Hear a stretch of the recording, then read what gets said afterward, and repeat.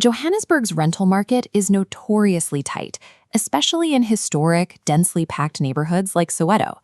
Meet Zama and Sifo.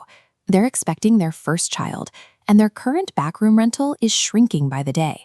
When the neighbor's bass thumps through the shared wall, there's nowhere to retreat. Every morning involves a strategic negotiation with other tenants over the single washing line. The drain has been blocked since March, and complaining only seems to make the landlord defensive. When you cannot control your own physical environment, the stress bleeds into everything else.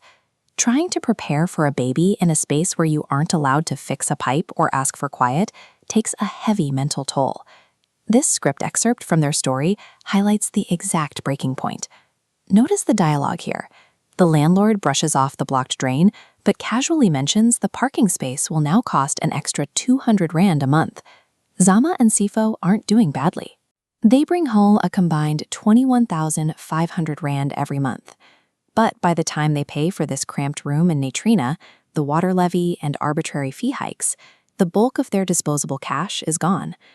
Every time they clear that monthly rent invoice, they are paying off someone else's mortgage. They are trading their hard-earned cash to build a stranger's equity, leaving their own savings account stagnant. To build a secure foundation for their child, they need to pivot their financial strategy and transition from tenants to owners. The primary barrier for first-time buyers is this massive gap between modest savings and the standard 10% bank deposit. Earning 21,000 Rand makes them the missing middle, earning too much for state housing but trapped renting because high living costs prevent lump sum savings. This is where a knowledgeable property agent steps in to rewrite the equation. At Annex Property Group, Zama and Sifo discover an alternative pathway.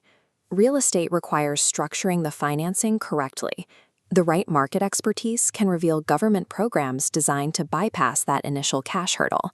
The solution is a government initiative called FLISP. People assume these subsidies are for minimum wage earners, but they specifically target middle-income households. On this document, against a 620,000 Rand purchase price, their income qualifies for FLISP. The subsidy acts as the missing deposit, reducing the loan amount. Their monthly repayment drops to 6,500 Rand, cheaper than renting. Moving from theoretical math on a laptop to a confirmed bank approval is an incredible moment.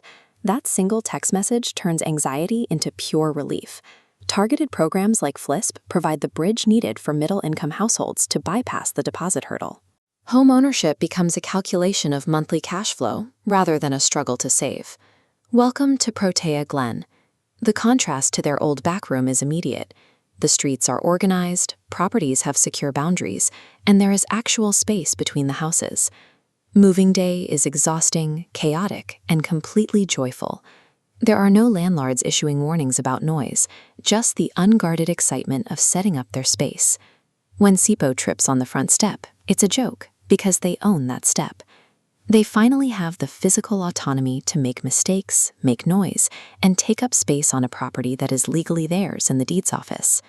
Securing a mortgage certainly builds financial equity over time, but the immediate, daily return on that investment is the absolute freedom to live on your own terms.